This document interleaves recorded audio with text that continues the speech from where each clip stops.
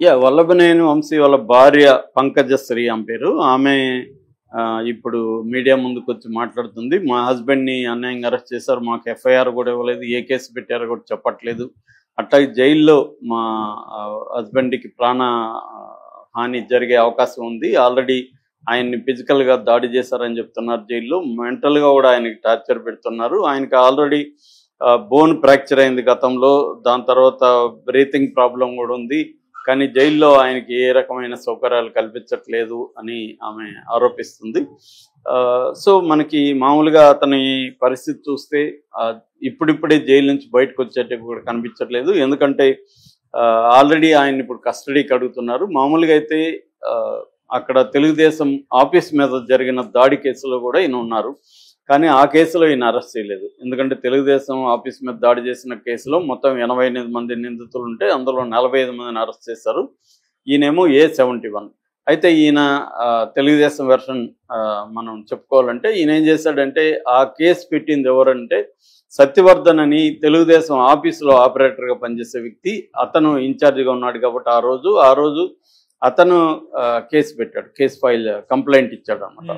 So ఆ కంప్లైంట్లో 88 మంది మీద అతను రాశాడు. ఇవన్నీ చేశారు. దాంతో వీళ్ళు ఏం చేశారంటే వంశీ అండ్ బ్యాచ్ ఆ సత్యవర్ధన్ని కిడ్నాప్ చేసి వైజాగ్ తీసుకెళ్ళి తమ కంట్రోల్లో పెట్టుకొని ఒక 3-4 రోజులు టార్చర్ పెట్టి అతని దగ్గర ఒక వీడియో చేయించి ఆ వీడియోలో ఏముందంటే నేను అసలు ఆ రోజు ఆఫీసులో లేను, ఈ దాడి చేసింది ఎవరో కూడా నాకు తెలియదు, కానీ పోలీసులు సాక్షిగా నన్ను పిలిచి సంతకాలు తీసుకున్నారు, అంతవరకు తెలుసు, నేను కంప్లైంట్ ఇవ్వలేదు అని వీడియో రికార్డ్ చేశారు. ఆ తర్వాత విజయవాడకి తీసుకెళ్ళి అక్కడ కోర్టులో జస్టిస్ హిమబిందు ముందు కూడా హాజరుపరిచారు. హిమబిందు ముందు కూడా అతను వాంగ్మూలం ఇచ్చాడు.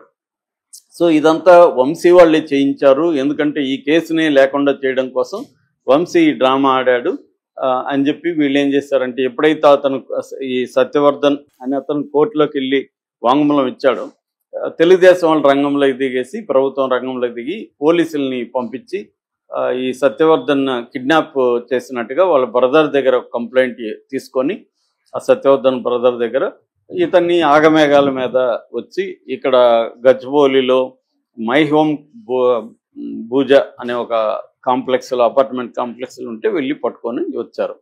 అయితే అప్పుడు వంశీ అక్కడే దాదాపు 1/2 అవర్ to 40 minutes పోలీసుల్ని వెయిట్ చేయించి లోపలికి వెళ్ళి ఏం చేస్తాడో తెలియదు కానీ తర్వాత వచ్చాడు.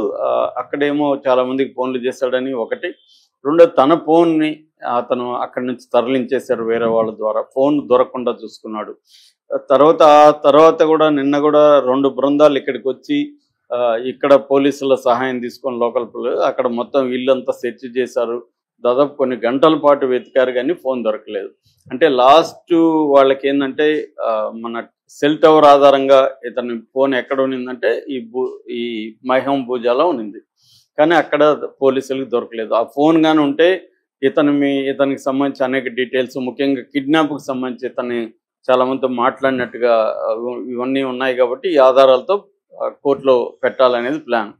ఇక్కడ తెలుగుదేశం మీద దాడి చేసిన కేసులో ఆల్రెడీ ఈయనకి ముందస్తు బెయిల్ 20 వరకు ఉంది.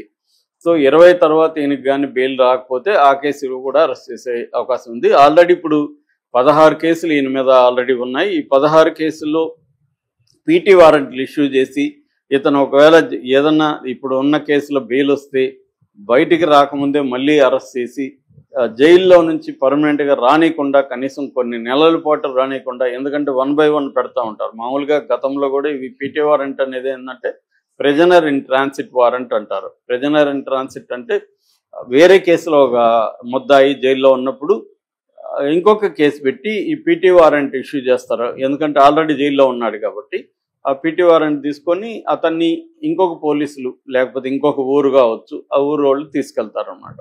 దీన్ని పీటీ వారెంట్ అంటారు. అట్లా గతంలో జగన్ కూడా ఇదే పని చేశాడు. ఆయన ఊరు దెందులూరు ఎమ్మెల్యే ప్రభాకర్ ఇలాంటి వాళ్ళని కూడా దాదాపు 60 కేసులు పెట్టి 1 by 1 ఒకప్పుడు నక్సలైట్లను ఇలా చేసేవాళ్ళు అనమాట. మావోయిస్టులు నక్సలైట్లు జైల్లో ఉన్నప్పుడు వాళ్ళని బయటికి రానియకుండా, బెయిల్లో వస్తే కూడా రానియకుండా. ఎందుకంటే మన దేశంలో శిక్ష పడడం అనేది చాలా లేటు. ఒక కేసు ట్రయల్ జరిగి శిక్ష పడాలంటే 7 ఏళ్ళు అయిపోతుంది. కానీ ఆ లోపల బెయిల్ వచ్చేస్తుంది. బెయిల్ వచ్చే వీళ్ళు వెళ్ళిపోతారు. అందుకని అప్పట్లో ఏం చేసేవాళ్ళు అంటే బెయిల్ రాకుండా ఉండాలంటే రకరకాల కేసులు పెట్టేసి రకరకాలుగా వాళ్ళని ఆ పీటీ వారెంట్లు ఇష్యూ చేసి పర్మనెంట్గా వితౌట్ ట్రయల్ ఏళ్ల తరబడి జైల్లో ఉంచే ఒక టెక్నిక్ అనమాట ఇది. అది ఇప్పుడు రాజకీయ నాయకులు, రాజకీయ పార్టీలు, ప్రతిపక్షాల మీద అదే టెక్నిక్ ఉపయోగిస్తున్నారు. గతంలో జగన్ ఇదే పీటీ వారెంట్ల స్కీమ్ చేశాడు, ఇప్పుడు ఇదే చేశారు. ఈవెన్ మోడీ కూడా మనం చూసాం, మన కేజ్రీవాల్ విషయంలో కావచ్చు, ఎవరి విషయంలో అయినా ప్రత్యర్థుల విషయంలో ఇదే పని చేస్తారు అన్నమాట. ఒక కేసులో బెయిల్ వచ్చేస్తుంది అనుకుంటే వేరే కేసులు రెడీగా పెట్టుకోవడం పీటీ వారెంట్. అలా వంశీని కూడా 16 కేసుల్లో పీటీ వారెంట్లు పెట్టుకుంటే కనీసం ఒక కేసులో నెల అన్నా 16 నెలలు ఉండాల్సి వస్తుంది కదా జైల్లో. ఈ టెక్నిక్ని ఇప్పుడు వంశీ మీద కూడా ప్రయోగించే అవకాశం కనిపిస్తుంది. ఇంకో వైపు ఏంటంటే ఇది వంశీ స్వయంకృత అపరాధమే అన్న అభిప్రాయం కూడా ఎక్కువ వస్తుంది. అందుకని వంశీ అరెస్ట్ మీద పెద్ద ఆందోళన కానీ ఏమీ జరగలేదు. ఎందుకంటే వంశీ గతంలో ఇటు లోకేష్ పుట్టుగున్ గురించి, మన భువనేశ్వర్ గారి గురించి చాలా తీవ్రంగా మాట్లాడాడు. దాని తర్వాత ఎప్పుడో సారీ చెప్పాడు, కానీ అప్పుడే సారీ చెప్పమని ఈయన పరిటాల రవి వాళ్ళ వైఫ్ సునీత కూడా వీళ్ళ భార్యకి ఫోన్ చేసిందని ఒక వార్త వైరల్ అవుతుంది. పంకజ్ శ్రీకి ఫోన్ చేసింది. ఎందుకంటే ఒకప్పుడు పరిటాల రవికి తను ప్రధాన అనుచరుడిగా ఉండేవాడు. తిరుపతిలో చదువుకున్నాడు, పరిటాల రవి వాళ్ళతో తిరిగాడు. అలా అనుచరుడుగా ఉండి అక్కడి నుంచి సినిమాలు తీసి అక్కడి నుంచి మళ్ళీ రాజకీయాల్లోకి వెళ్ళి జూనియర్ ఎన్టీఆర్ సహకారంతో రాజకీయాల్లో ఎమ్మెల్యేకి సీట్ పొందాడు. ఇది తన బ్యాక్గ్రౌండ్. సో అందువల్ల పరిటాల రవి భార్య వీళ్ళ భార్యకి, వంశీ భార్యకి ఫోన్ చేసి, చూడమ్మా అదా చెప్పడం వల్ల నెగిటివ్ వచ్చింది, నువ్వు ఇమ్మీడియట్గా సారీ చెప్పించేయి నీ భర్త దగ్గర అంటే, అప్పుడు ఈ పంకజ్ శ్రీ అని చెప్పిందంటే, నా మాట అతను వినడు, మీరే చెప్పండి ఆయనకని ఆమె చెప్పిందని. ఇప్పుడేమో నా భర్తకి ఏమీ తెలియదు అమ్మాయి ఇక్కడ అంటుంది. అదేదో అప్పుడే భర్తకి చెప్పి సారీ చెప్పించుంటే ఎంత దూరం రాదు. మేజర్గా వంశీ మీద వాళ్ళ కోపం దీనివల్లే ఉంది. ఇంకా అక్కడి నుంచి ప్రతి ఎమ్మెల్యేలు, చాలామంది ఎమ్మెల్యేలకి క్రైమ్ బ్యాక్గ్రౌండ్ లేని ఎమ్మెల్యేలు ఇవాళ లేరు.